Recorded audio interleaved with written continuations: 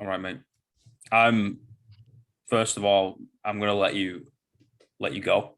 Right, I'm gonna let go of the lead and just be like, you go whatever rabbit hole you want to go down, because I'm like fucking fascinated because I know zero about this, right? And No. I also think it's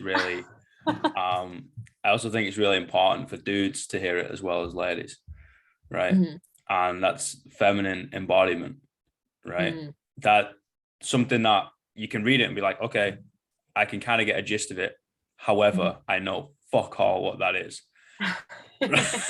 Right. Yeah. Mhm. So I'm gonna throw that term out there, and I'm Okay. just gonna let you run to the heavens with it. And if I got any questions, I'm just gonna go with it because this is fascinating. Okay, where should I start with it though? I don't know. Like what I don't know, as a guy, what are you most, I guess, mystified by? I, I guess it's like a minefield, right? Mhm. Or it seems like a minefield because a lot of people don't understand it, right? We fear the unknown, so I guess we need to start with what it is, defining it, and so we can start to understand it. Okay, so defining feminine then. I find it really interesting. Like I kind of look at everything in terms, and this framework is something that resonates the most with me, is like the duality of nature, Mm.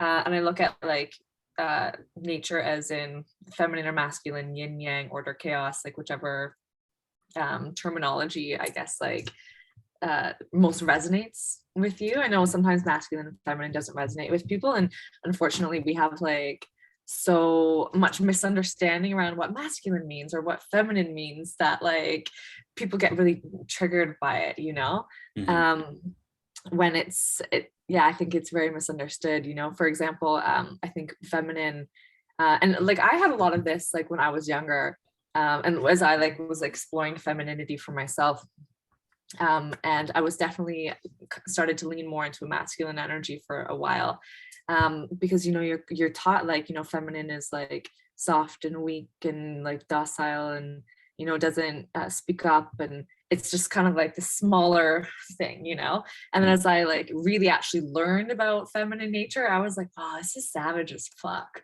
Fuck yeah, Like man. truly, it really really is. And I think that's where we find some misunderstandings in what feminine means, because yes, there's a whole side of it that is softness and vulnerability and beauty. Like the feminine is so driven by beauty and love and the energy of what is around her. um Mystery, beauty, mystery, all of that, all of those things where masculine energy is more contained and ordered and structured, and it creates the space for feminine to flow. Like an example maybe is the ocean is feminine, and what holds the ocean is masculine, you know um, Mm. and we need both to create magic, to create balance, to create harmony. That's a um, beautiful analogy. Yes, I like that one. Another super simple analogy. I like this one. It's it's like pie. You have the pie crust, which is super tasty, and you have the filling, Mm. right? But separately, one is goo and the other's kind of dry. Now you're But speaking my language. Yeah. together, you have the most tasty desserts, right? Yeah. Yeah. So that's just a really simple way to kind of break it down.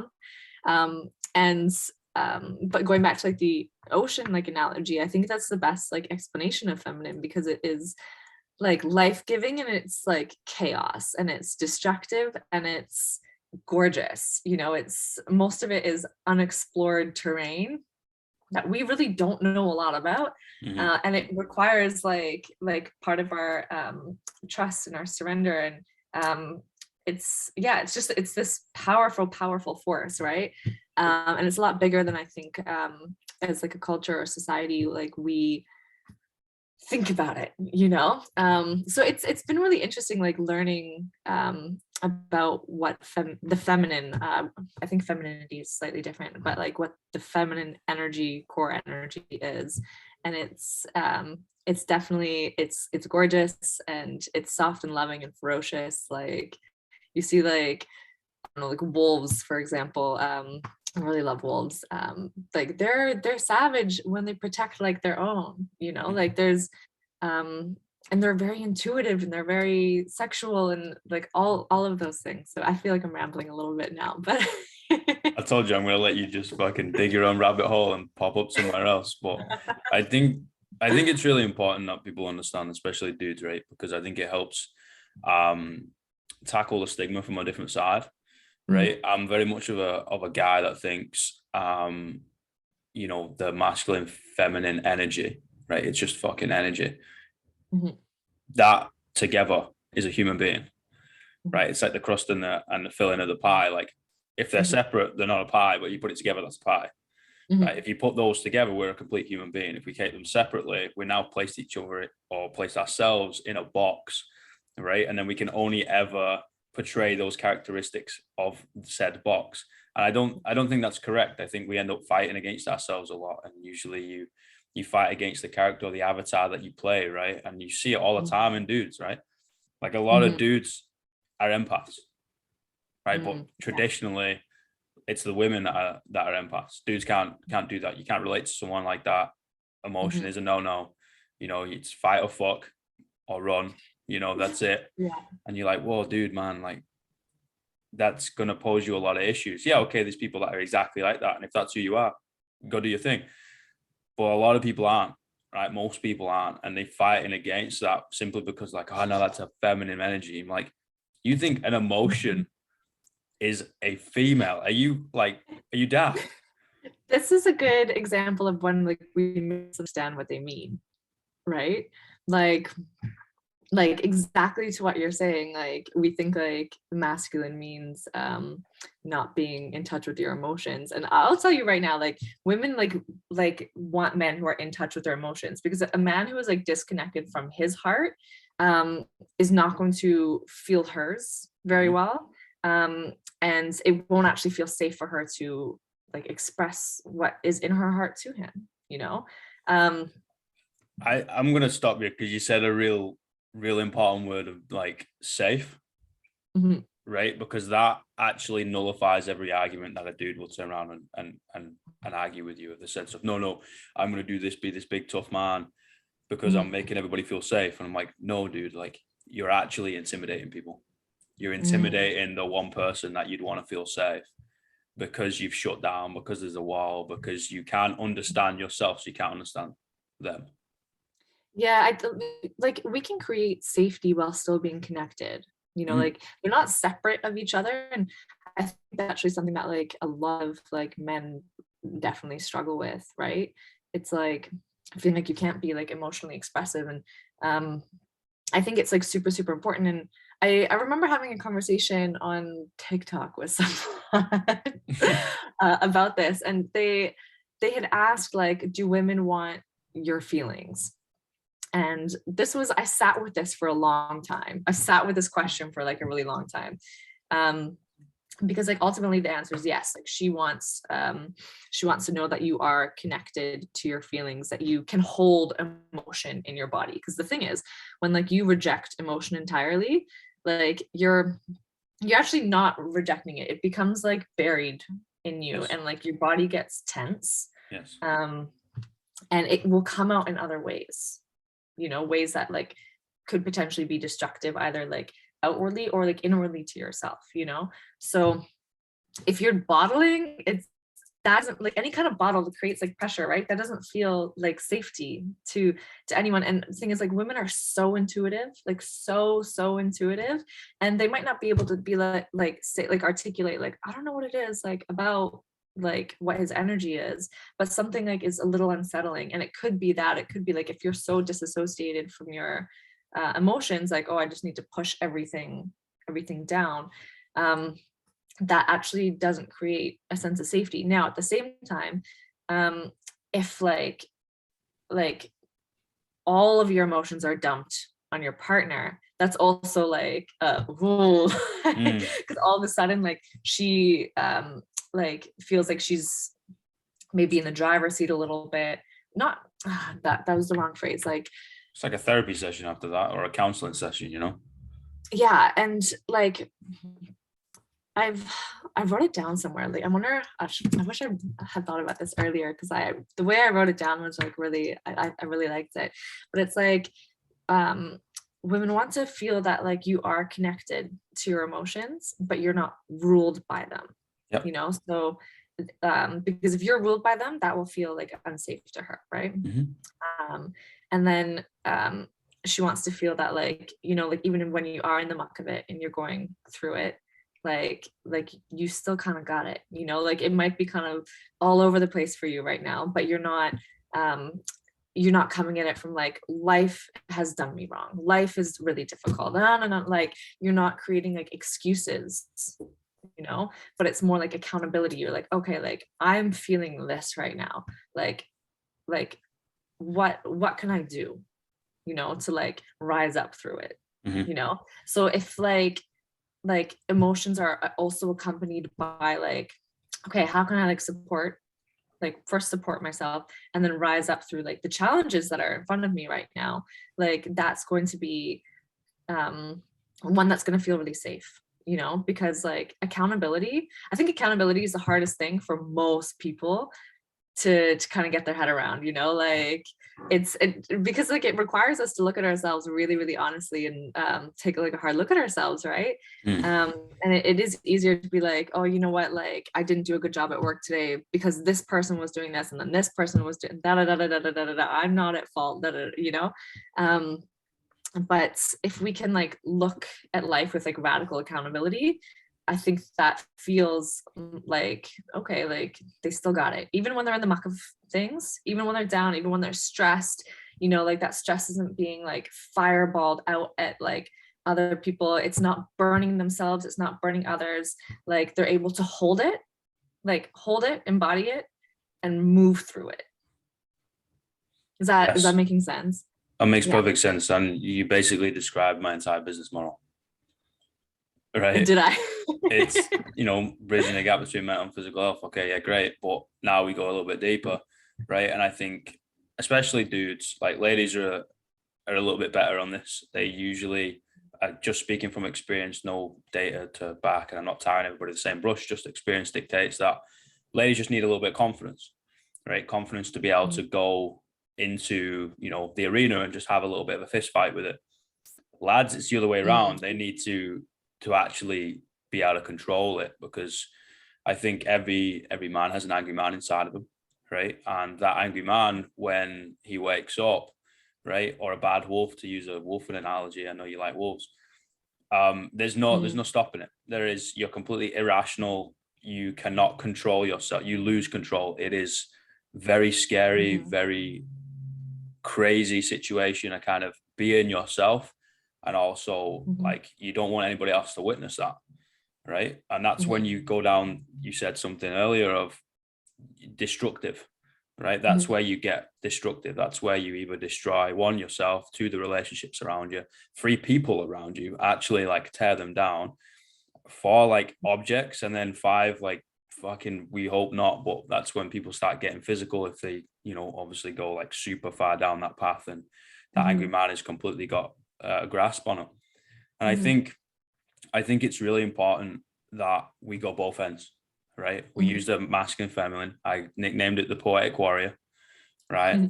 And it's like, okay, cool. Like, all right, I work with people in the gym, right? Well, you don't have to go to the gym. You do whatever you want. Do something physical, right? Something that's irrational, physical. It's kind of a little bit barbaric. It's a bit savage. You don't have to really think about anything. You just tell everything to go fuck itself, and you're the boss, and you're going to go do the thing, right? And I use the gym because that's kind of my thing. And I'm the same way. Yeah. Okay, wicked. So it's like, get the fuck in the gym, shut the fuck up, and go lift some weights. Go do the thing. I was like, I don't care right now. Like, are you actually going to die, or are you going to injure yourself? No. Okay. Obviously, don't go anywhere near that, like playing devil's advocate for my own point. However, get the fuck in that gym, beat the hell out of that skeleton, right? That little demon that's pissing you off, that angry man, that little voice in the back of your head. Give it a little bitch slap with a wet salmon. Dig a hole, put it in there, bury that motherfucker. So when you leave, you're like, cool, I've owned that. I'm the boss. That has not controlled me. I controlled that, right? So then you've used that, right? I'm like, fantastic. So it's like integrating it. integrating it. Exactly. Like actively walking into the arena rather than getting dragged in, right? And I'm like, cool. So ladies, I usually have to build some confidence and get them in there. Lads, now I have to pull them out, right? So this is where it gets a little bit different. But dudes, I'm like, right, now go sit in your room. Now go sit in the whatever when you're on your own, on a rock, on a hill, on the beach, whatever, right? And just sit with yourself and be with yourself. Oh, the fuck, bro. I was like, shut up, sit down, right? I don't want you on your phone. You can write on a pen and paper. You don't have to write. You can draw things into the friggin' sand. Doesn't matter. You need to be able to sit in that space now and like lie back in those waves. And the wave's just going to take you where it's going to take you. And then when you're done, you're just going to stand up, you're going to walk off, you're going to do your thing. So you need to be able to do both. You need to be able to go super emotional, dissect that, sit in that like really uncomfortable position, man. Like really uncomfortable. Take lessons from ladies and fucking do that, right? Whether you need to converse it with someone else, whether you need to write it down, whether you just need to talk it out with yourself, whether you just need to bounce between the four walls of your own brain. It doesn't matter. Do something like that. And then also get in the goddamn arena and show it who's boss. You got to be able to do both. That's it. Like, get in the arena. Get in the arena. Yeah, no, I'm with that. Yeah, like it's interesting. Like there's a couple coaches that I really admire, and they talk about something very similar in terms of like masculine practices. And just a note, like when I say masculine and feminine, it's not specific to gender. It's really like which one feels the most like you. You know, you feel the most free in that energy. Yeah. And he talks about this a lot, like meditation, for example, or like you said, like just go sit in a rock, like find some stillness, you know. And that is a good way just to ground yourself, like learning how to breathe properly. A lot of us are breathing like in our chest or in our throat even, and like getting that breath to like come down into your belly and even like deeper, like into your yoni if you're a woman, and into your balls if you're a man, you know, like learning how to like really train yourself to breathe that deeply. It'll keep your nervous system more grounded. And like unconsciously, like again, going back to that feeling of safety, like when you are grounded, so when you're breathing deeply, when you feel like rooted, people trust you more. You know, they're more likely to like you're more likely to get the more feminine sides of your woman, the more you are grounded in yourself. Because when you're stable and breathing and your body is open, she feels like she can relax. And then you get the bubbliness and the fieriness and like the more surrendered and trusting aspects of love that like a lot of men or masculine people are most drawn to. Yeah, you get to open yourself up 100% to someone else and vice versa. It feels like we're all dabbling in the, you know, in a paddling pond rather than jumping in the sea. You know what I mean? It's like, guys, like life is lived in the sea. You know, let's get out of the little rubber dinghy now. You know, like let's go in there. But I think it all starts with the personal practice, right? Yeah. Like, for example, we're just going to use our conversation right now. Like, if you hadn't had those conversations, those hard conversations with yourself and me with myself, we wouldn't be able to share this conversation, right? Now you're going to times that by like 1,000, and you got two people that are like in or building a relationship, right? Now it's a little bit harder because you've got a lot of vulnerabilities going in there too and insecurities. I'm like, okay, well, if you've not fucking done the shit for yourself, right, you're screwed. You can do really well with 5% of the potential, but life is to be lived, right? If playing devil's advocate again, like we are only here one time, like that is a possibility. Nothing is guaranteed in life, right? Nothing is certain. No facts are 100% certain. We don't know, right? So playing devil's advocate, if we are only here one time, wouldn't we want to live it to 100%? Yeah, I'm with that. And kind of like touching on what you said about you know, like our vulnerabilities will come up in love. Love is going to trigger fucking everything in you. Everything, right? And I think like there's like I think preparing yourself for love is a skill. Like it's a skill, and I think it's a really, really important practice.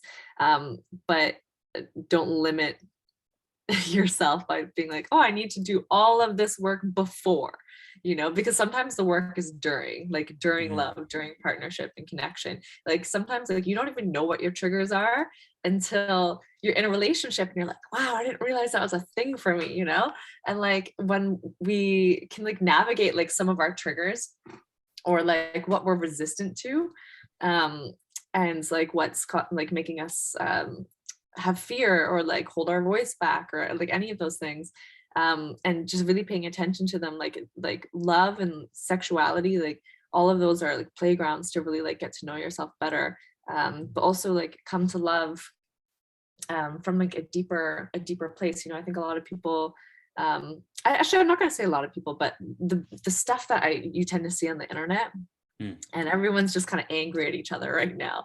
Like women are angry at men, men are angry at women, and it's this it's a mess, right? And I always just kind of like laugh when I see a lot of this stuff, because I'm like, oh, like people, I think one of the reasons that a lot of this like anger exists is, one, people are coming to love from what can someone give me, versus like what am I also like pouring into this, right?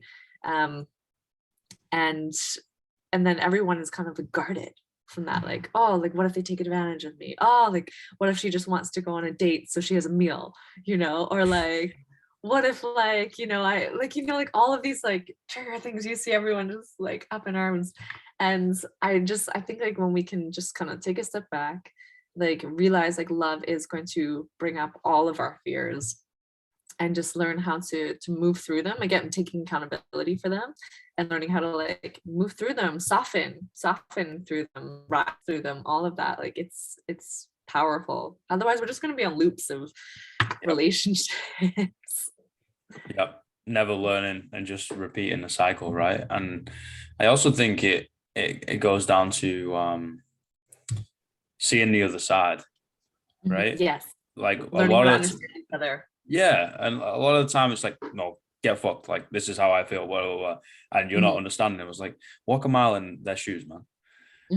And if you sometimes you walk a mile in their shoes, they're refusing to do it for you. Okay, like no problem. You've got a shit situation and you're gonna have to make a decision, right? But a lot of the time, if you get two adults, right, rather than two fucking kids, two adults are like, cool, this is my opinion. And then I'm also going to switch the table and I'm going to see what it's like from your perspective. I'm like, oh wow, yeah, okay, oh, all right, now we can like come together in a middle ground. But a lot of people are just refusing to do that. It's like, no, I'm right. I was like, no, there is no truth. It's only perception.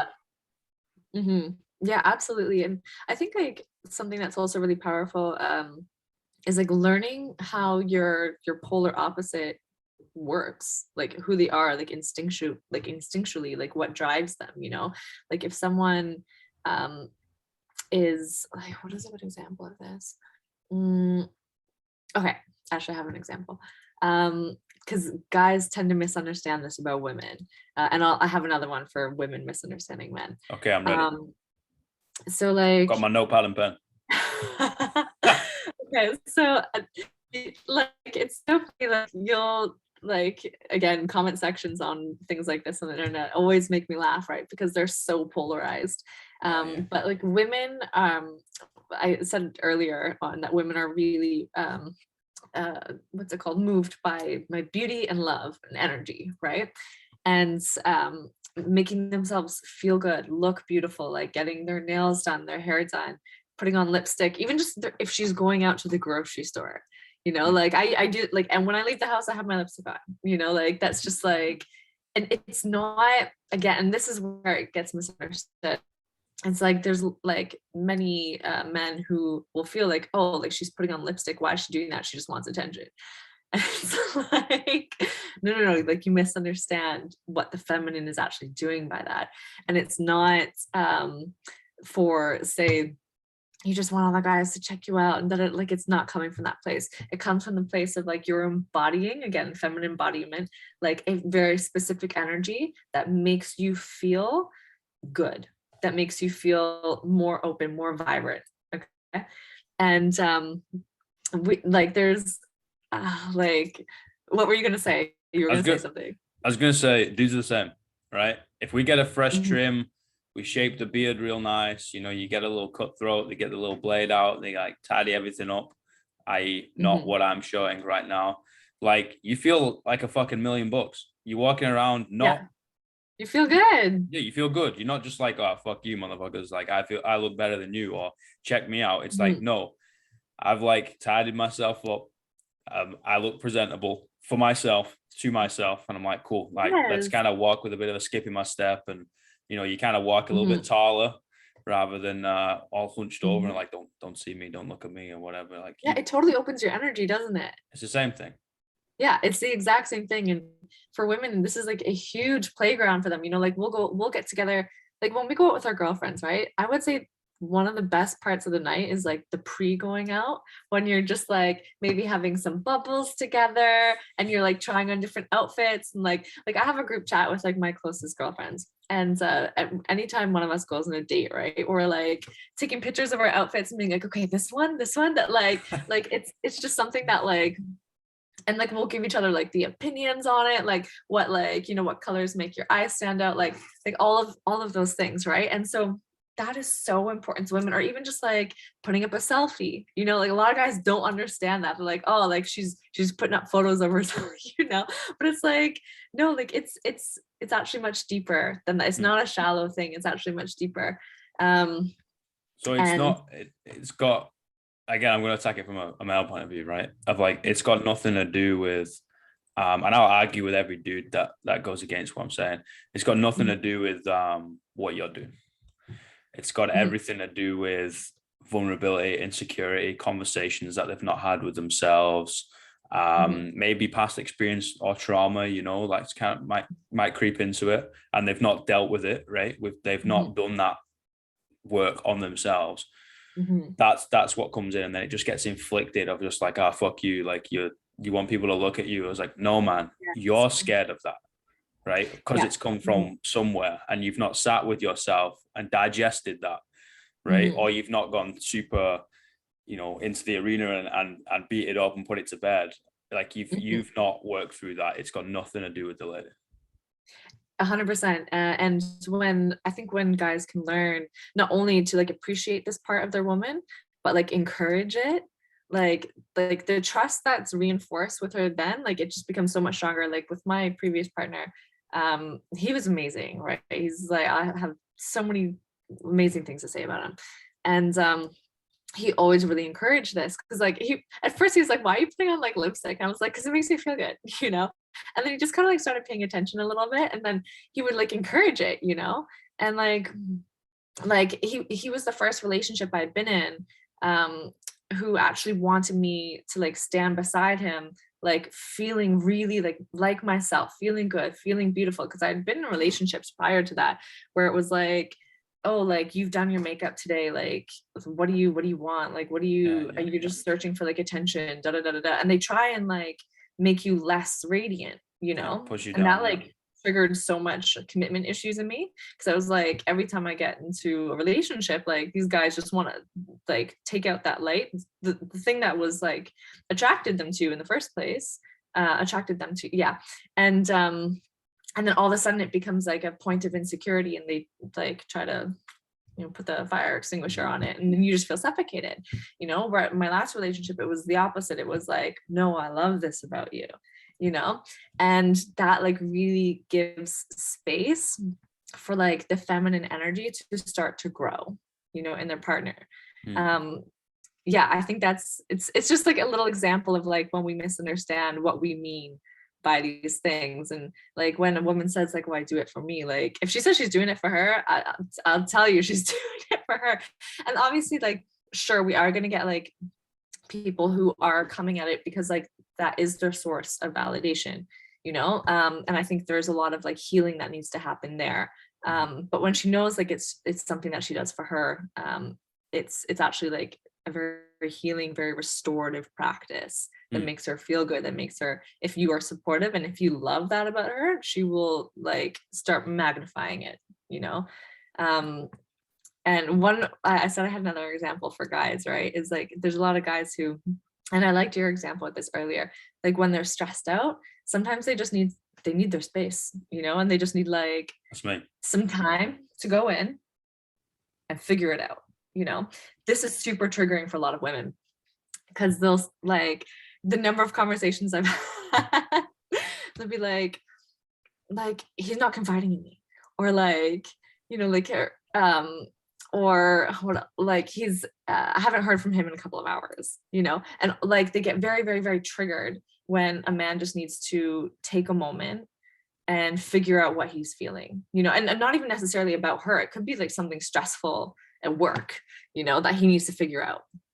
And like that withdrawal that like he might need is very triggering for women. So and like she might turn into like either fix it mode, try and fix it for him, which is tends to be frustrating for men, especially because like something that like makes men feel good is their ability to like meet challenge, right? So like you have a problem in front of you, you have the stressors, you're like, okay, how can I sort this out? And once you're like on top of that, you're like, you feel stronger, you know. And so just giving him time to do that, and knowing that like when he needs like a little bit of time to do it, it's not because he doesn't actually trust you, you know, but like he just needs to figure it out, and then he'll come to you, and you just be the support, you know, be the support, be the love, you know. Like if he needs a kick in the ass, like give him one of the, like, you know, like he might need that. You know, if like you can spot like some of the blind spots around him, you can bring that to him, you know. But definitely like looking at those moments that you might be triggered when he just needs time to go inward and be with himself, is I think really important for women to understand that that is like something that's really necessary for a lot of men. Correct me if I'm wrong, but I find that like sometimes guys just need to go in and figure it out, and then they're like, cool, I got it. Yeah, 100%. Especially dudes that have given themselves that space and figured some of their stuff out. You know, we're always learning new things, so you're not going to be 100% completed, right? But especially for the dudes that are on that journey and on that path, and they're usually the dudes that will then do the thing for the lady, right? It's like, oh, what do you need? And you've kind of liaisoned with that, and that is always occurring. They make sure that is ticked off. It's like, well, you've created that safe space for the lady and yourself, and the combination, the synergy between you two. I'm like, cool. If you need to go internal and figure it out, that's usually because you're going into the arena, right? You're being that irrational, aggressive dude. That's everyone's got it. Like everyone's got it. If you're not, like, I would like to have a conversation because I'd like to understand what that's like. But that's definitely me. Like growing up, holy shit, that motherfucker would come out way too often. Like I had a whole array of buttons, and the wind could change direction, and all of them would be pressed, and I'm really willing to run through a brick wall and would not feel a single thing. And for the dudes that have done that work, right, they don't want to show you that side, right? Because they don't like it, right? We all got parts of us that we don't like. That's just, that's nature, right?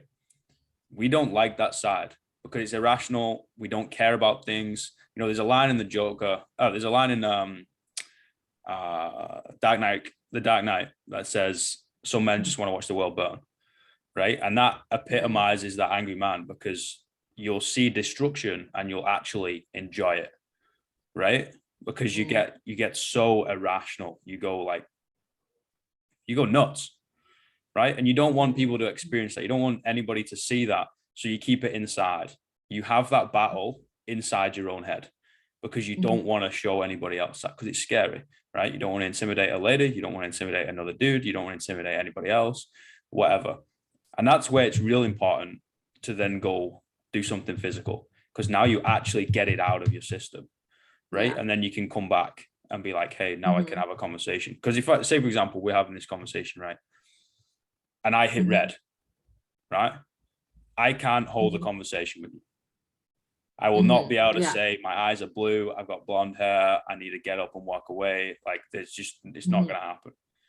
Right. So if you kind of get to that stage where it's like, hey, this is going to happen, I just need some space. You got to honor that. The integration of the beast, right? Like, it's Jacqueline I Hyde. feel like, pardon?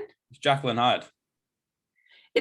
So it's really interesting. Like, and I don't know if I'm like qualified to speak on this yet. But because it's still something like, even I would say women have like that nature in them.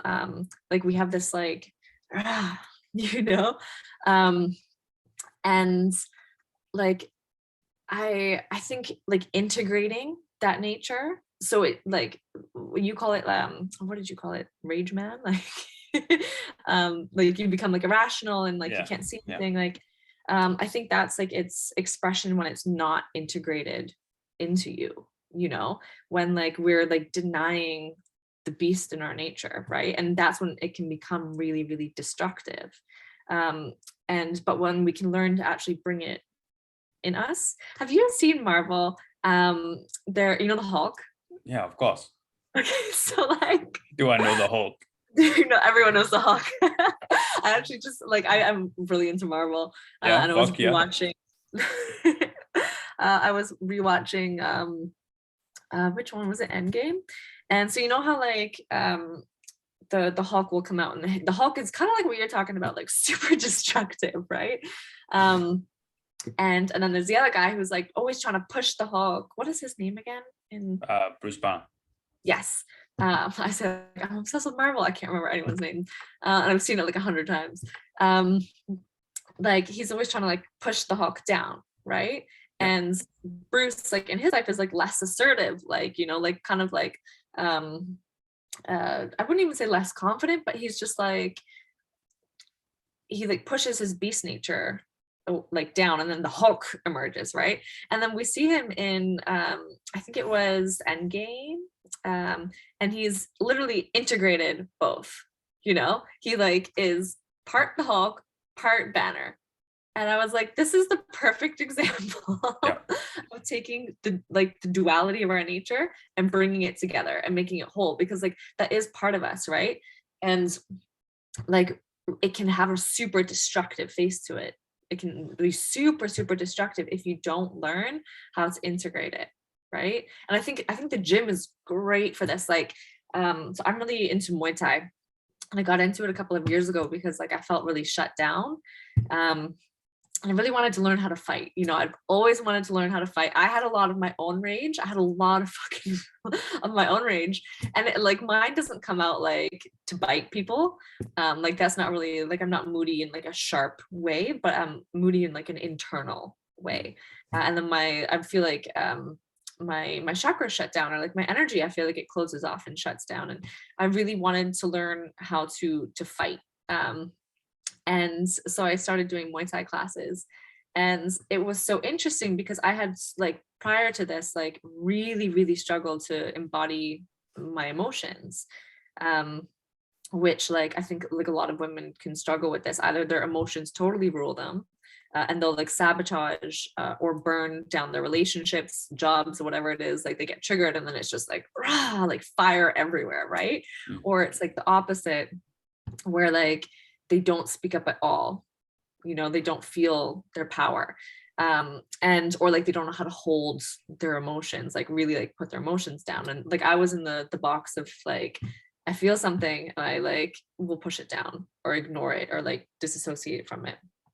And when I got into doing Muay Thai, like when I hit the bag, I was like, oh, if I infuse everything I feel, like if I take on my rage and I like drive it into the bag, like I'm starting to release it, you know, I'm starting to like move it out of my body. So it's not like stuck in my body, creating tension.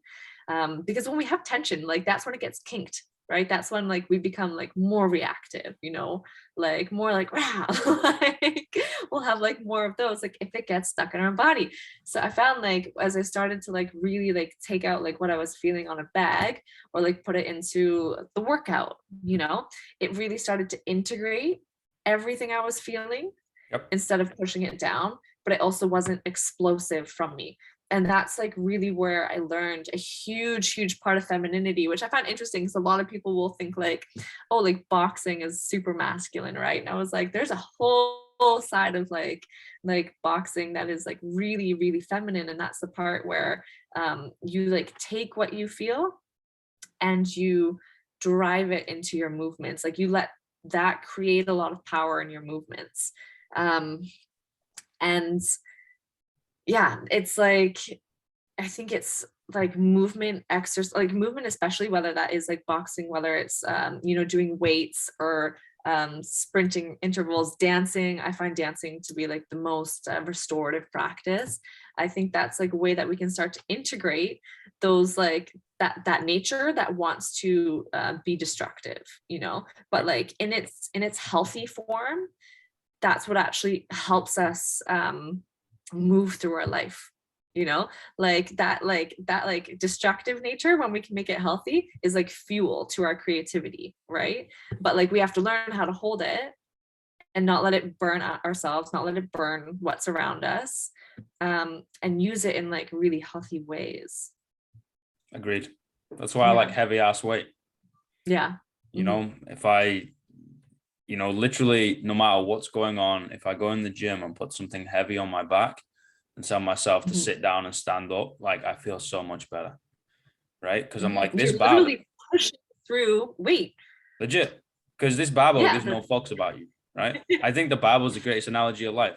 I can put my hands on it, you can put your hands on it, it's going to weigh 20 kilos regardless. I can have a great day or the worst day of my life, it's going to weigh 20 kilos. Like you could be in a wheelchair, you could be fully abled, or like literally blind, deaf, and in a wheelchair, and you put your hands on it and it's weighed 20 kilos. Like the barbell gives no fucks, not a single one, right? So it's like you got to address it every single time, because we're putting a hard object, right, on a soft object, and that's you, because we're organic, right? On a hard object, that's the ground, and we're telling them move. If that soft object remains soft, you're going to break. That's natural. That's what's going to happen. So you have to make yourself hard to then get through it, right? That usually means you've got to go to that place, the feminine energy, use it, and then use it in a way where you use it in a masculine manner, i.e. irrational, right? So you're using all of it, right? Getting it out of your system. And then when you're done, you're done. You feel so much better. It's like, yeah, okay, you get the endorphin hit, you get a little bit of serotonin, everything's fine, but you get the emotional dump of like, oh, that's why I got to train to finish my day. Otherwise I'm super stressed out. Like I got to go do something.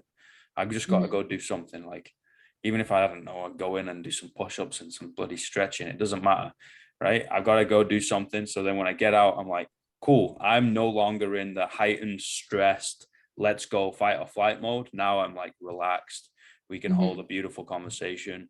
It's like I'm going to cuddle my cat on the couch and just relax. Yeah. I think, that's powerful, especially if you have like that intensity in your energy, like channeling it at the gym is a great way. Yeah. You have Even to. just like building. Yeah. Sorry, go. No, I was just going to say, I think it saves so many people, especially dudes. Like, honestly, I think there should be more accessibility for coached weight room sessions in the lower decile areas. I eat places I grew up, I'm like, dude, like I can literally go back through my head and be like, all the people I kind of went to school with, I'm like, you could have been some incredible human being, but you used that, or you allowed that energy to use you, right? And it went down a destructive path, and now look where you are, man. It's like, okay, yeah, it's not the be all and end all. You can always change. There is always an option, right? But it's because they weren't taught of, all right, you've got this energy. Yeah, it's because you're alive, man. How do you use it? You're a human being. Now let's use it so you can create something absolutely wonderful out of you. And then going back to the whole relationship thing, if you do that, right, and then you get another person that does that, holy shit, when you come together, it's like meteors colliding and you're like, this is insane. Yeah. I hope this gets integrated into like skills. Because it used to be, right? we look at, right, what arguably what's the greatest civilization that has molded the way we live, right? It's going to be the Romans, right? We were on an 11-month calendar or a 10-month calendar or whatever, and now we've got the month of July after Julius Caesar, right? We have BC and AD, right, with the whole like year calendar, and then concrete and all that type of nonsense. They did everything, but part of their soldier's job was to philosophize, to downtime, sit down and actually write some things. Marcus Aurelius, like Meditations, right? That was just his diary, right? And we look at it and be like, oh, these like ancient scriptures of wisdom or whatever. Like, that was a fucking warrior. That's a dude that goes to fucking war and kills things, but also sits down and dissects life and the meaning of it and all that type of stuff. That's what we should be doing. Obviously not the whole killing thing, but we need to be able to, I mean, I guess like today's context is like your purpose, you know, like what you find meaning in, like, what are you going out to life to claim? Yes. And actively going both ways, right? Actively, I say walking into the arena and also walking in the cave. You know, I write some things, right? I write poetry, which is comical to a lot of people. And I've literally gone into bookstores, right? And been like, hey, like, you know, I've been emailing with such and such a person, like they wanted to come see my book and maybe sell out your store. I'd be like, whose book? It's like, mine. And they're like, yours? I'm like, yeah, man. Like, you wrote it? I was like, yes, motherfucker, I wrote it. Yeah. It's like, you wanna fucking fight about it or something? Because this shit will make you cry and I'll also slap you in the face, right? Well, because I'm a human, like I'm not in a box, right? Like, yeah, okay, you call me Alex, but that doesn't mean anything, right? We can do everything, and I really, really hope more people do that, because I think women create the world, right? Interesting. Because at the end of the day, we say with mother nature, right? And females actually have the capability of producing life, which is a miracle, right? Enough said. And I think dudes have like a two-pronged approach, right? We're kind of at a T-junction. One, you can heal the world, or two, we can destroy it. Yes. So females create it, dudes go one or two options: heal it or destroy it. And I think it's time. Exactly. Yeah. I think it's time we start having those conversations, man. And it starts with your own head. And I think like a lot of women want that from like women want to feel safe with their men, you know, and part of that is like healing of the world is like creating like safety and protecting your love, protecting like your woman, protecting what you are building, you know, and being really disciplined about that. And I agree with that. Like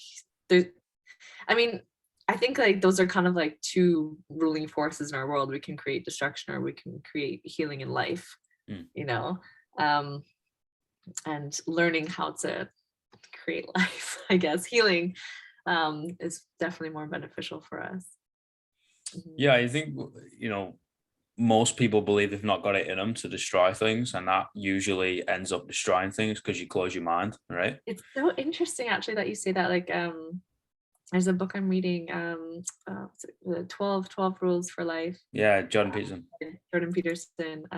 And he talks about this, and like a few times he's mentioned like PTSD is triggered not by what like say soldiers have seen or people have seen. It's triggered by like what they did, you know, because they didn't realize like that was like something that they were capable of, you know.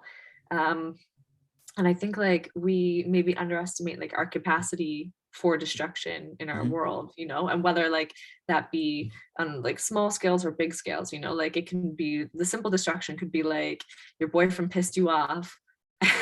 And instead of like coming to him and being like, babe, like, and showing him your heart, you're like, fuck you, delete my number. I don't want to see you again. You know, like we can create destruction, right? Yeah. And easy. I think, like, sometimes it's super easy. And it like, I think like learning how to one know when you're in that space, right? And being like, wait, how can I shift this way? You know, like retraining your nervous system, like retraining your mind and your emotions like one, understand our as humans, like understand our what's it called, our what am I looking for, our ability to create, like our potential, our ability to create destruction, like is very real, right? And I think we can be super blind to that sometimes. And like learning like what, like that, how that comes up in us is good, because then we can start to be like, okay, wait, like I'm not perfect, you know, it's not always this person's fault, you know, like what role do I play in this as well? And then we, like, again, going back to the accountability, it's like a lot of our shit's in our ego. And like if we can come out of that more and start to adjust to like, okay, like what instead of burning down my relationship and X, Y, and Z, like how can I start to approach my lover when I'm feeling this way in a way that actually evolves our love. You know, but we can't do that unless we like understand like our capacity for creating havoc and chaos in our lives. Yeah, that's definitely me in the gym. Like, you know, if you put me on record, like it would make some pretty good like motivational speeches for some people, but also I sound like a fucking crazy person. Like a lot of it doesn't really make sense, you know. It's kind of like if I ever said fuck you, I meant it, you know. It's everything goes crazy, and like, guys, just kind of leave me alone. I'm the other guy right now, right? I'm not myself. Going back to the banner. You know the Hulk was based off I believe it's set in France, and I also believe it's an English book called Dr. Jekyll and Mr. Hyde. That's the tale of the story. Yeah, of Dr. Jekyll was a doctor in chemistry, I believe, and Mr. Hyde was the beast that he would come out as at night. So kind of like a werewolf, kind of based off the werewolf, you know, tale.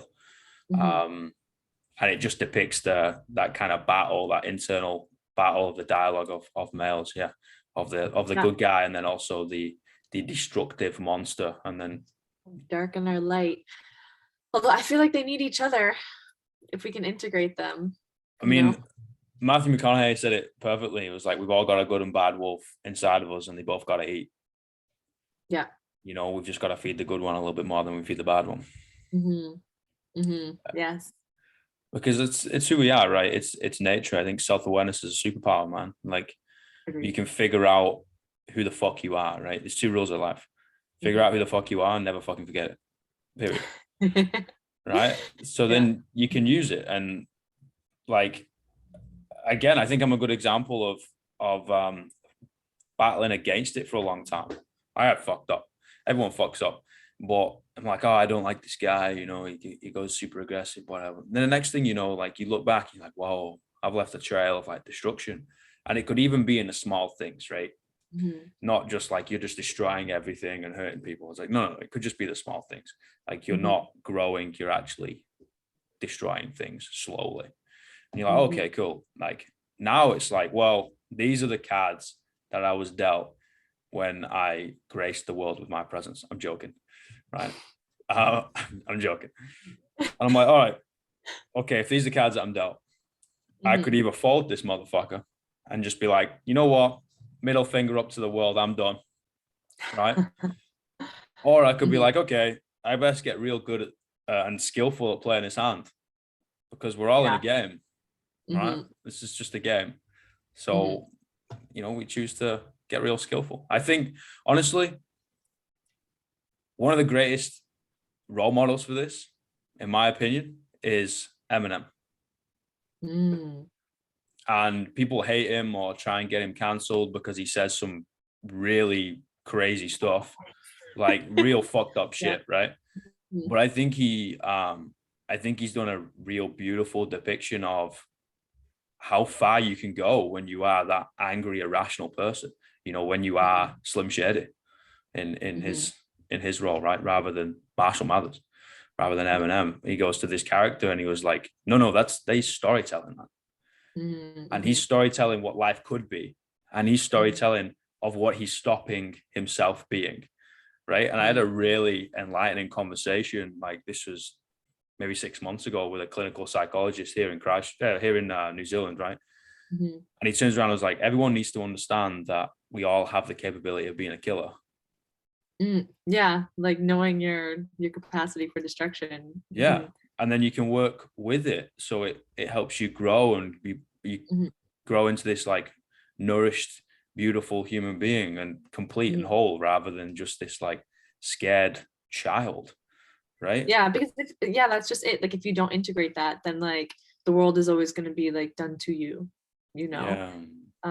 Versus like, okay, like how can I use my voice and speak up, or like how can I be more confident or assert myself here? Or this person's like a bit of a bully, like am I gonna let them bully me, or am I gonna like smack them back a little bit? Like that's why like we need that part of ourselves, because like I like the way I look at life is like we live in the jungle, and like you need to have those skills which come from that part of ourselves to survive, and again, like they can't be we don't want them to be destructive, but if someone's like again, this is one of the things that I loved about Muay Thai, right? As a woman, and I'm like, I would say like all women can relate to this, like you get scared walking home at night, especially if you're by yourself, right? And like because there's this idea like there's people out there and they can harm you, and I used to have a lot of anxiety, just like everyone else. I would like, I would call my partner at the time, like if I was walking home and I felt kind of like funny, or if there was something happening, or like you walk with your keys, or like some Between your women fingers, have pepper spray, yeah, all of that stuff, right? And then when I started doing Muay Thai, and granted, like I'm a petite person, like I'm like if someone has a weight on me, like they're still probably gonna fuck me up. But like I learned how to tap into that side of myself where it's like, okay, like if someone is intimidating me or attacking, God forbid, like there's a switch in my mind that I know how to tap into now. Yeah. And that will like better my chances of survival. Yep. And like I think that's super, super important. Like, and again, that's integration. It's like, you're not ruled by that switch. If you're ruled by that switch, you're going to create destruction. But if like, like, okay, like this is when I need to use it, and that same energy can be applied to like work, for example, like, like building your empire, like I want to have like a really successful like coaching business, and like taking like that kind of energy, like, oh, it's I kind of like, I call it like fuck energy a little bit, like, like you need to just like go out there and like chase what you want, but if you don't have that fuel or that confidence, which like part of that comes from this part of ourselves, like this like instinctual, like we live in the jungle part of ourselves, like how are we going to survive, how are we going to build, how are we going to find like all of that stuff, like we need it, we call that fuck you mentality. Mm-hmm. Yeah, it's exactly the same thing, right? It's not actually like fuck you, I don't like you, right? It's like no, it's got nothing to do with that. It's that switch, right? Mm-hmm. It's that, okay, survival, let's go build some bricks, let's kind of place it down. Let's get it. Yeah. Yeah, like I agree. I 100% agree. Like you look at the lads who always get in fights, and they're actually very scared. Like they're not comfortable with their own ability, so they believe that they need to throw the first punch or get a little side hook on you when you're not looking, or they kind of get one up, right? And you get the individuals that are like, you know what, if shit really goes down, I'll protect me and I'll protect everyone else around me. Okay, don't worry about it, I got it. And those people like rarely, 0.1% ever actually get into a physical scrap, because they know they don't need to, like exactly. That it's an internalized power, right? Yes. Like really successful fighters, they're not going around picking fights, they're not like, they're like, someone like picks a fight with them, they're like, get out of here, because like that side is into, like it's not ruled it's not ruling them, you know, but they know how to like tap into it if they need to. Yeah, and that's powerful that it's not ruling. You're ruling it. Like that's powerful. That's a powerful Yeah. position to be in. And Yeah. you end It's up, discipline, it's awareness, it's like learning how to yeah. like use your body and when you need to step into certain energies and when you need to step out of them. And You usually help more people too, right? Like you see someone who might be a little bit vulnerable or isn't in a good position. You step in like automatically, like, hey, you okay? Like, you know, yeah. like you can help other people because you have figured out your own shit. Yes, very true. I love it. Mm-hmm. I got 3 questions. Okay. Right. What's the greatest piece of life advice you've ever received?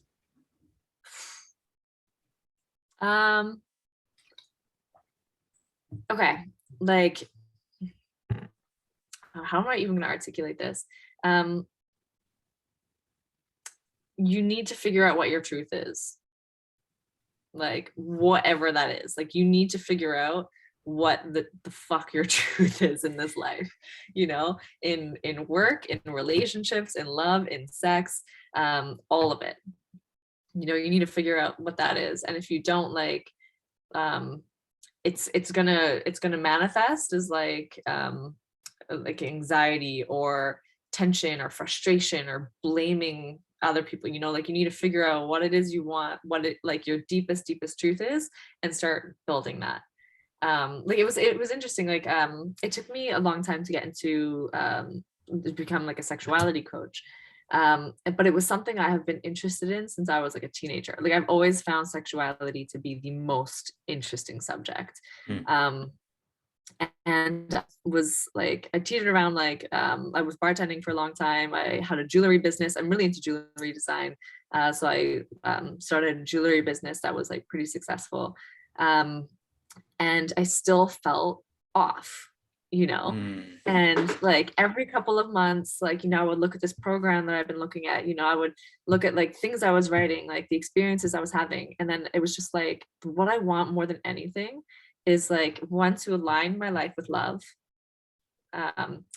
and I really like in career, like I want to become like a sexuality coach, which I was like, how do I tell like my dad I want to be a sexuality coach, you know, like that's just like an uncomfortable or like what are people gonna think, you know, like. And I had a lot of people who I would knew for years who like unfollowed me, you know, like when I became a sexuality coach, you know. And so it's like all of those fears that are going to like that are, like you feel they're gonna happen, and you just have to like get really clear on like, hey, this is what I want because I feel more free, because it like it stimulates me intellectually, because I feel like I'm more in line with my instinctual nature, you know. So whether that be for like work or for love or for sex, like whatever it is, like learn what your truth is and build your life around that.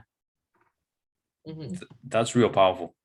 I mean, and if you don't have to go, I'd love to hear more about like being a sexual coach. Like what does that entail? Like, you know, kind of seeing that. No, I can also relate to a lot of people will be triggered by that, right? And Yeah, again, for sure. it links beautifully with the conversation we've just had, in the sense of you're triggered by it because you're not dealing with your own shit. It's got nothing to do with you, right? So if I was triggered by this, it'd be everything to do with me, so nothing to do with you, right? And I hope one day the individuals that have cast you to the side and be like, nah, you're doing some weird stuff now, right? No, you're smoking too much, or you're drinking too much, you're going down a weird path. I was like, I hope one day they find that inner peace where they're like, oh, okay, I can silence all the internal dialogue that is not serving me, and I'm able to find peace, right? Because I think peace is something that we all believe we have, but honestly, it's very hard to create. Right? Peace is actually so hard to create. Holy shit, man, that's a difficult concept. But anyway, you need to surrender, you know. And I feel like we're always like resisting and fighting, but if you want peace, you need to surrender. What will be, right? Mm-hmm. So what does it entail? What do you do? Being a sexuality coach? Yeah. Well, like I'm still like very new in this. Like I started studying during the lockdowns. It was like I really like when we got hit with the lockdowns, like I said before, I had a jewelry business, which got absolutely decimated by lockdowns because I couldn't sell my work anymore. And then we obviously had an abundance of time where we weren't supposed to be leaving our homes. And I was like, well, this seems to be like the perfect time to start studying. Like, I've been looking at this program for a really long time, and I'm going to go into it. And my official study is in clinical sexology. And that covers like a whole range of things. So sexology is like the study of human sexuality, behavior, and function, you know? And I find this so interesting because like I find instinctual nature to be the most fascinating thing in the world. And that's a little deeper than the program that I was in. And that's more like self-study. But like the program that I was in, it really goes into like a lot in our anatomy and like what creates like our sexual blueprints, you know? How we react to love, like what sex does to our brain, what love does to our brain, what breakups, like how they affect our emotions in our brain, like all of that. Like falling in love and breaking up actually has the same neurohormonal what's it called, reaction in the brain, you know? Fuck. Yeah, it's really interesting. So like when you fall in love, when you break up, your body starts releasing dopamine, and dopamine's like our anticipation for like reward, right? And so you wouldn't think like, oh, I'm going through a breakup, like my body's releasing dopamine, because dopamine makes us feel good, right? But no, that's what starts happening. But it feels like the opposite side of it, of like, oh, I need to like reconnect with my partner. I want to get them back or get back at them, you know? So I just found like the whole physiology of love part of the program really, really fascinating. And then of course it goes into a lot on female sexuality, like what some of the biggest blocks are, when you experience pain, for example. What else? Like, sorry, my laptop, I might have to plug it in a second. That's all right. Like when you're experiencing pain, how to have like deeper orgasms, because there's a whole bunch of women who aren't orgasming, you know? And then it obviously went into men's sexuality as well, which I find really interesting. So like a lot on like erectile health, what like the biggest issues are that men face. The whole like I just found all of it so fascinating. And then my own like personal study, like I read a ton of books. Like this thing back here is full of like 100 books. And I got really into polarity, which is like the masculine and the feminine, you know? And I find that dance really, really, really interesting in how we are constantly like evoking responses in each other. And how like we shift and mold, and how we respond when someone is closed off, and or when they're open, and when they can hold a really strong masculine energy, or when they can hold like a really soft feminine energy, you know, like, and what that like the kind of attraction that can build between each other. So yeah, I do kind of like a variety of things. Like I've shifted mostly towards working with women, just because I find that's where I excel the most. But I do really like working with, this is random, but I really like working with men in erectile health, because it's like so much of it comes down to like diet, hormones, like exercise, like what are you doing in your life that is actually turning you on, you know?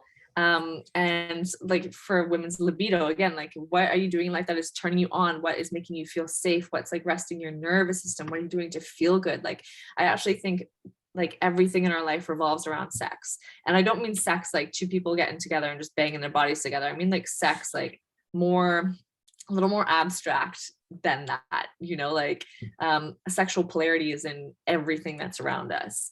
And like even going back to the start of our conversation when we were talking about like, you know, women putting on their makeup, you know, doing putting on a certain outfit, their lippy, like whatever it is, like that is part of that is your sexual energy, and that's like your radiance, your openness, and like your creativity, all of that. So I think like sex itself is so much deeper than like just getting in bed and just kind of like with someone, but that's like a gateway that's like can be some of the most restorative and beautiful experiences, can also be very destructive, you know. Yes.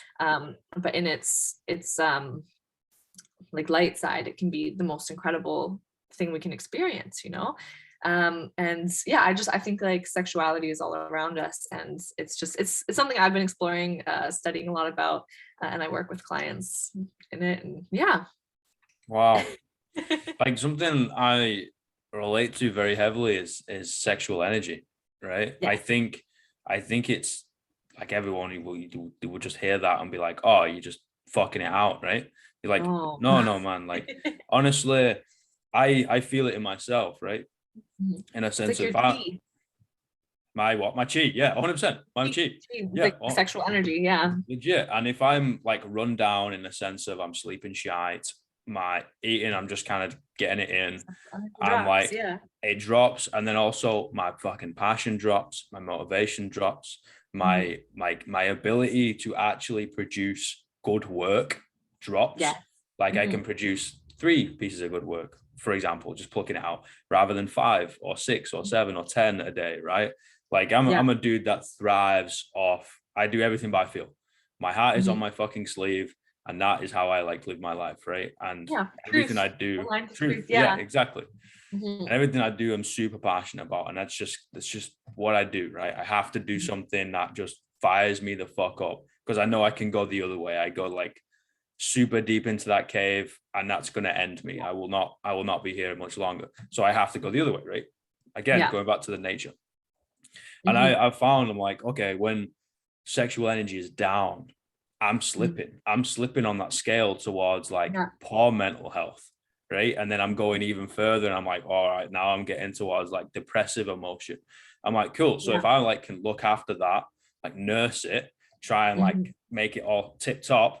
All right. So you're looking after the physical, the emotional, and all the mental, all that, right? Sexual, it's all in together. And I can super love what I'm doing, produce better work, whatever. Yes. Like it's got everything, but also nothing to do with actually fucking. It's true. It's true. Like that's exactly it. It's like sexual energy. It like it's so much deeper than just fucking. But like but that's like one face of it that can be so incredible. And I think actually like when we're like really on top of our sexual energy or our sexual polarity, that actually creates much better sexual intimacy when you actually do bring it in the bedroom.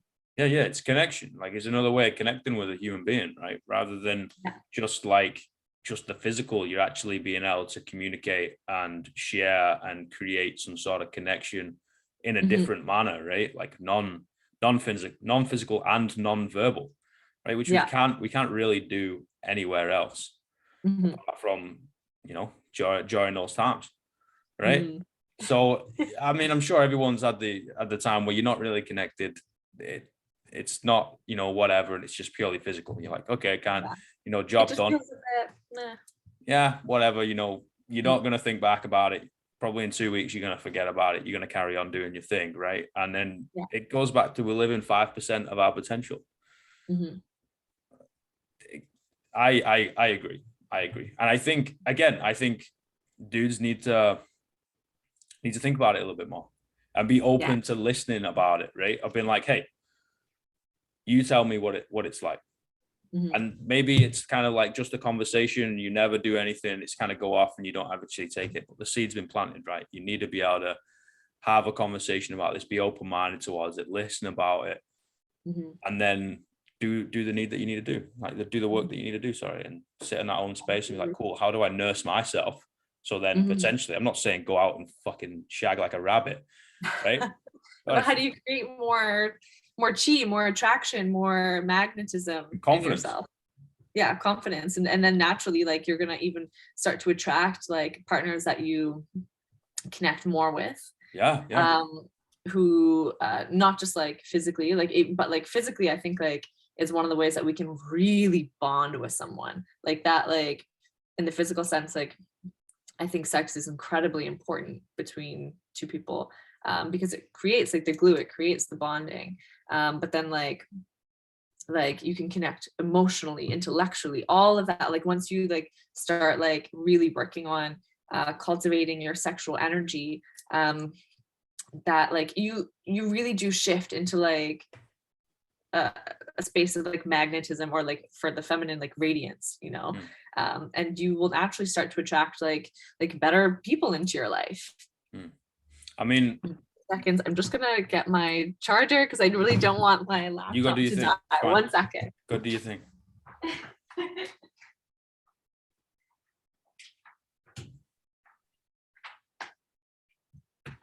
Okay.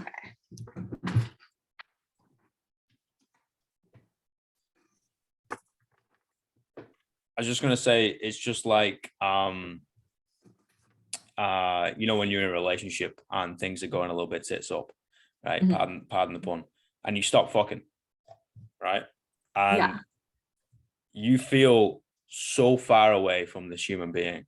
Mm-hmm. Like you feel like you're communicating from a million miles apart, and you're just shouting at each other and you can barely hear what the other one's saying, right? I'm not saying like fucking is going to cure everything, but what I'm saying is it definitely hinders or aids the connection between two humans. We are physical beings, right? We are just fucking animals. Yes.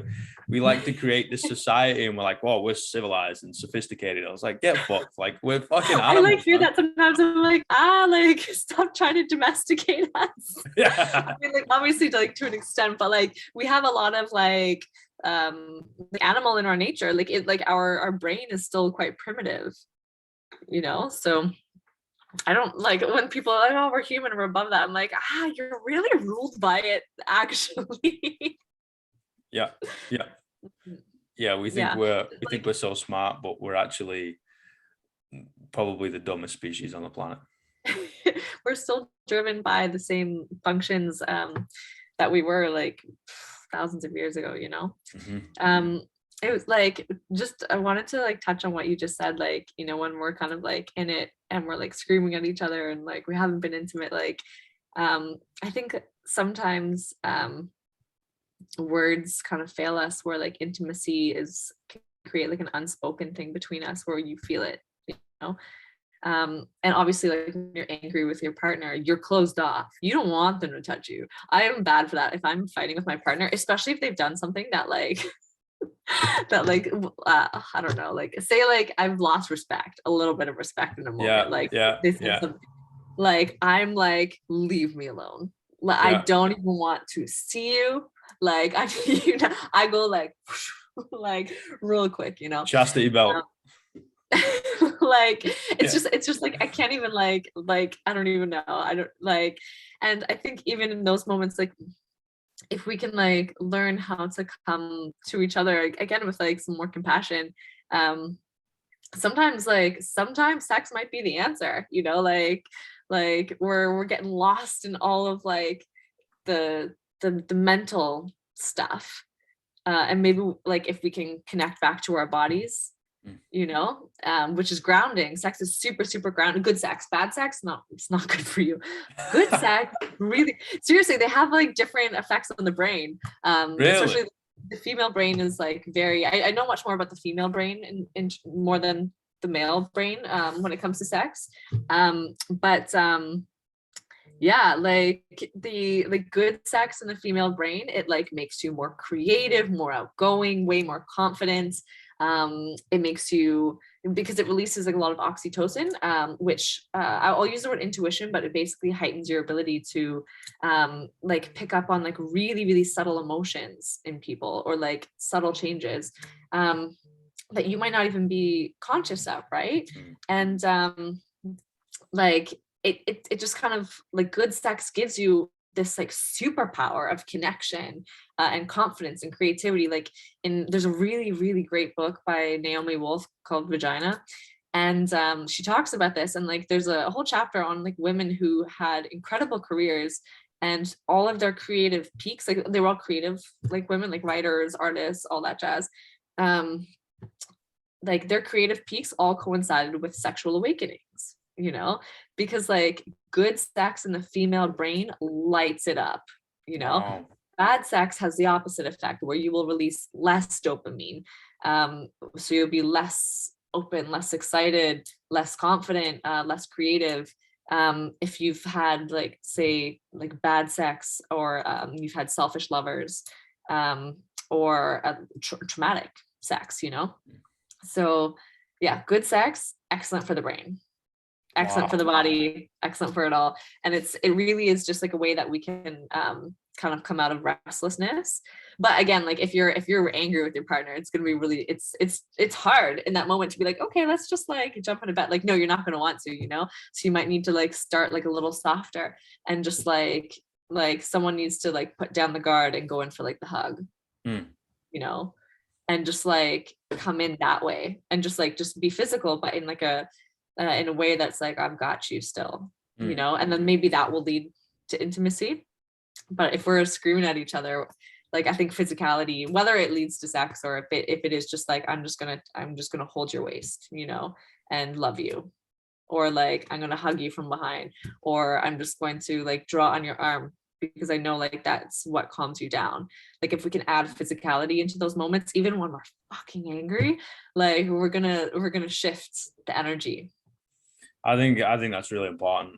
Like the physical touch. Like obviously we've all got love languages, and some people's is not physical touch, but at the same time, like we are physical beings, and you know, even just like a brush of the hand as you're going past, or just like a fucking pat on the shoulder or something, you know. Yeah, they go a just, long way. yeah, it's like, oh, I've got you. Don't worry about it. Like, you know, you go do your thing.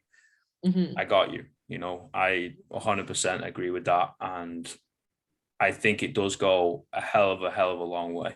Even, you know, I think even more so, it goes further when you are in that kind of tit for tat spat like state, right? So if you're kind of arguing and, you know, not getting on and not seeing eye to eye, if you know, kind of get to that silent stage where I'm doing the pots and someone else is like, you know, puffing and doing their thing, if you walk past and just be like, you know, non-verbally, I've got you, don't worry about it. You have your space, I'll do my space. I'll figure it out, you'd figure it out. We'll come back together, no problem. Like, I think that's even opening up a door to intimacy later on, you know? It does. It absolutely does. Yeah. Mate, that's so cool that you do it for a living. I think it's so cool that you've started the conversation, because I think a lot of people are suppressed when it comes to this, and it all ties together, because it, like you said, it affects creativity, even in a good way or a bad way, right? So that affects someone's ability to be able to express themselves. So that affects their emotional and mental health, right? Yes. They're all linked. They're all tied, right? Everything's tied. It's all very, very, very tied. That's the very woven. That's life, right? We're just this intertwined, woven together, complex kind of beings that, you know, like to live in a very one-dimensional world, when in fact there's the colors of the rainbow, right? We like to live in black and white, and you're like, there is so many different colors out there, so many different things. You try something, you don't like it, fantastic, guess what, you don't have to do it again, right? But if you try something, you're gonna like open a door and you're like, holy shit, there's this entire world out there that I didn't even know about. You can actually get out of that box that either you, your parents, the skill you grew up in, or all of it combined has put you in. Like, that box does not have a ceiling. So guess what? Get up off your ass, stand up, take one leg, put it out of the box, continue with the other one, and now you're out of the box. Now go do your thing. I think it's real cool, man. Thank you. I think I hope a lot of dudes listen to what you gotta say with open ears and an open mind and an open heart. I think there's a lot to learn. I think, honestly, it pains me to hear that a lot of women are suppressed of their sexual energy, right? Oh, very well. I mean, like, female sexuality has been like demonized. Yeah, 100%. Yeah, you know, and like, it's interesting. I can probably talk about this forever, but I'll sum it up quick. Like, feminine sexuality, or yin, or chaos sexual, whichever terminology you want to use, like feminine, it's insatiable. You know, it's insatiable, really. Especially when she's found something she likes to eat, you know, it's gonna drive her a little crazy, you know, not in a bad way, sometimes, but like, it's always going to want more. It's always gonna, like, you might fuck her twice, right? She's gonna want 3 and 4. Like, it's insatiable. I've got a day And job to I go feel to. like, Do you think I've got ultimate time in the day? Come on. and that's the thing, that's what she wants, or is she like, and for guys, I think this can be super intimidating, Yes, you right? can. Like, it can be intimidating, like, and even just and getting a woman to orgasm, right? Like, it's, for guys, I saw the best meme. I wish I could, like, I I wish I was better at just like reiterating things that I've seen on the internet, but it was like, what's harder, like going down on like a guy or going down on a girl? And they were like, oh, it's definitely harder to go down on like a guy, but like the cheat codes for women are so much harder. Like for a guy, it's just like, you know, like tug, then boom, done, right? But for women, it's like, okay, this angle and then this angle and then this rhythm, and then like speed up the rhythm but then slow down the rhythm, and then like one finger here, one back there, and then like and then hopefully we, you know. And I just thought it was hilarious because like that really is like female sexuality. Like, it's not just something like you can learn like a playbook. It's like you need to be so attentive to like your partner and like what is opening and what her energy is telling you, which is like there's this whole nonverbal language we almost need to learn with each other, and to like really start to deepen this side. Learn your And woman, man. You know, learn your woman. learn Like, your that's woman. it. Yeah, absolutely. Like, when you can fuck your woman well, I'll tell you. Like, It creates like kind of like a devotion, love.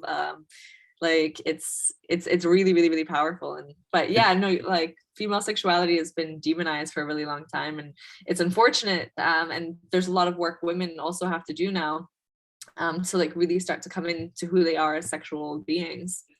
I'm gonna tie some things together here, and this could just me be plucking some bullshit out of the sky, right? Mhm, So correct me if I'm just chatting out my ass. You mhm. said something like, if you fuck her well, like everything's gonna get better, right? And I agree, right? Okay, so we got that side. Yeah. Now, in my opinion and experience, kind of, in a way of like, they're also gonna be more willing to go to like the side of when you are in that like kind of dark place, right? When your mental health is down in the gutter. I was like, Mhm. now, okay, you've, think of a better term, looked after her, right? Yeah, Now she's no, gonna it's look after created you, devotion. right? And it's like, okay, I'm gonna sit with you in that space that notoriously and societal pressures are dictated. Dudes aren't supposed to sit in that space, right? Dudes aren't Mhm. supposed to sit in that on that alone bench in the dark, in the freezing cold, thinking all types of stuff. Like, they're not supposed to do that. But if you go all the way that way and enjoy the difference of energies and flow, and you end up fucking doing that, all that shit, she's a hell of a lot more willing to go down this way and then help you in your sense. And now you've gone, okay, instead of these walls, now we're real close together. Now we've taken the relationship and the flow, right, of energy, and now we've just like expanded it so far. And the experience between two people is Mhm. now infinite.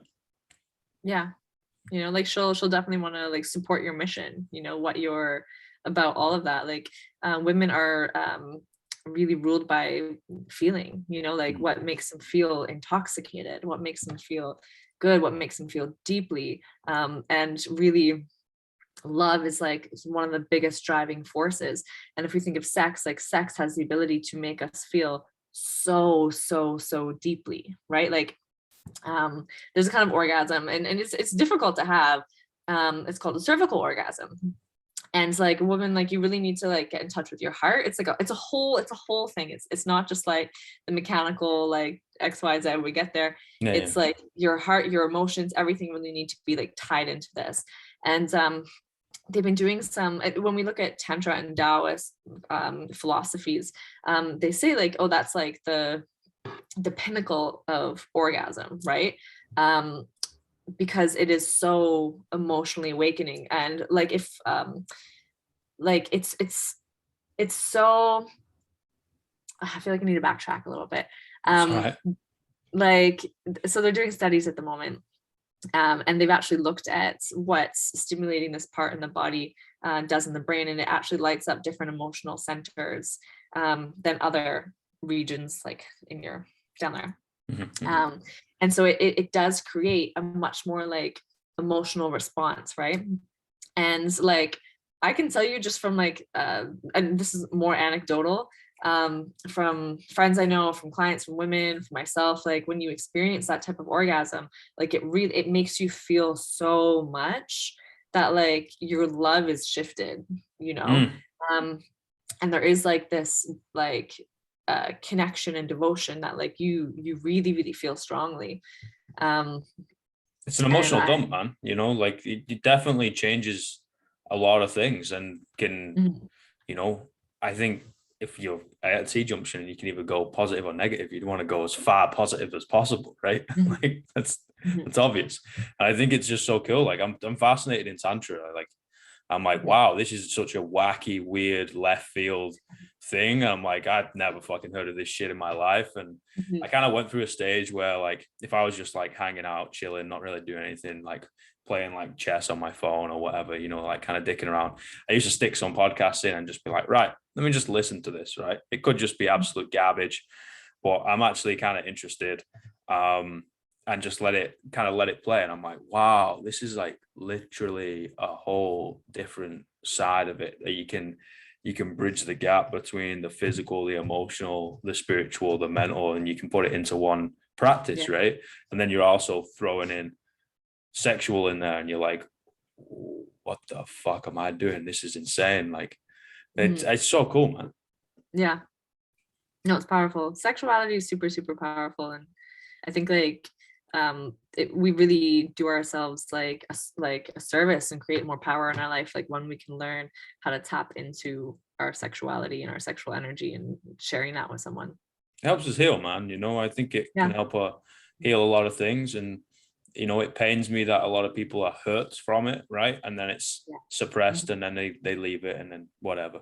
You know, same thing as like, oh, I got injured one time and I'm no longer going to do deadlifts. I'm like, so you're never going to pick some up from the floor? Is that what you're telling me? Like if you drop some milk, you're just going to leave it there on the floor? Like what?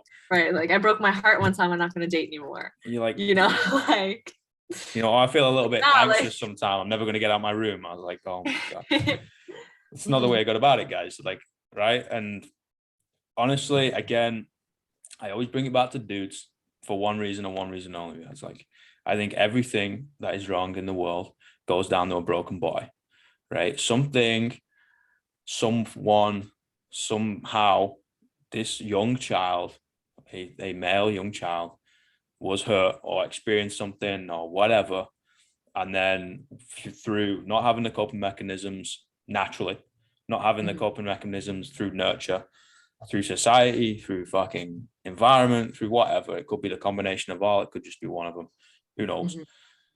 Then they end up throwing it out, right? Because inflicting and causing pain is easier than feeling it, right? It's a hell of a lot easier. It's irrational. Like we don't feel anything. And I think if we're able to nip that in the bud, right, then we can end up helping so many people heal from so many different things, right? And I think that this is definitely part of the conversation, like 150% part of the conversation.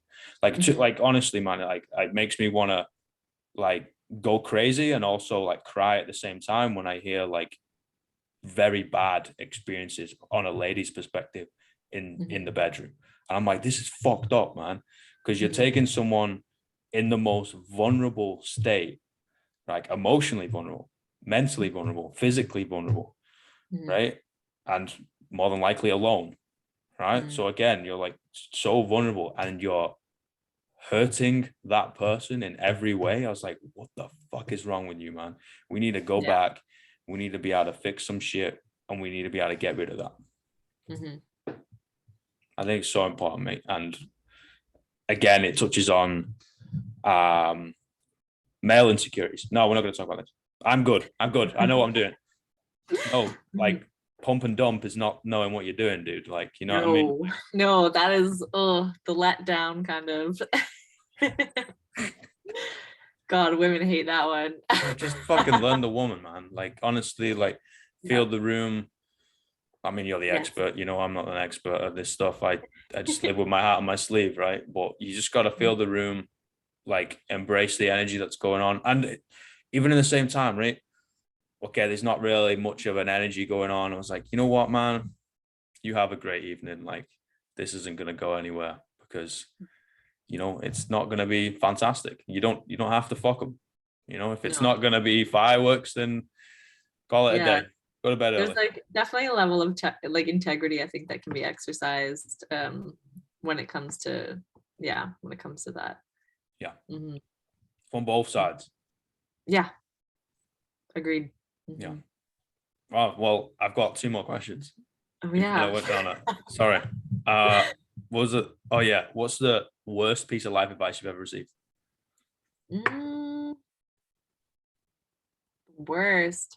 I don't know. Okay, so not really received like personally, but maybe like narratives that I think are like really prominent in our culture. It's like you don't need a man. And if you're wanting, you know, to like build love in your life, and whether, I mean, when I say you don't need a man, like whoever you're attracted to, you know, like your partner. I think when we have that response, like, oh, I don't need anyone, you know, you can do it yourself. Like, focus on this, focus on that, like, focus on everything but love, you know. Like, I think that's like that personally, like that advice wasn't given to me personally, but it's definitely one like we see all over the place, you know. And I think it's really, really guarded, and I think it really disservices a lot of women who will then kind of like come to dating from like a very, very, very guarded place. And then when it doesn't work, oh, I don't need them anyways. Like it's very, you know, when if you're feminine, one of the things that you're deeply most moved by is love, you know. So I think if that narrative is something that's like stuck in your psyche, if it's at the forefront of your mind when you're dating, one, it's going to make it really difficult for you to meet someone of quality, because if you don't want them and you don't need them and like fuck guys and da da da da da, you're not going to meet a good man, you know. You're going to scare him away. You're like, your energy, your body is literally saying don't come like near me, but your heart wants love, you know. So I think that's some of the worst advice we have out there right now. It's that you don't need anyone.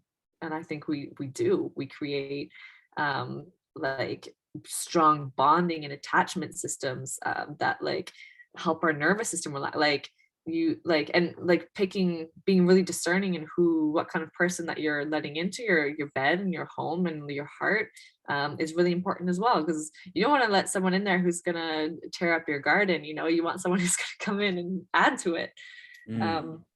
So yeah, I think that's some of the worst advice I've heard. Wow, that's really that's a really powerful thing coming from a female perspective. I respect that. What's 3 words you tell your younger self?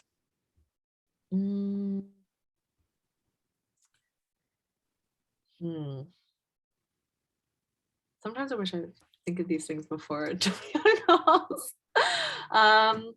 They're always better off the cusp. Like 3 words.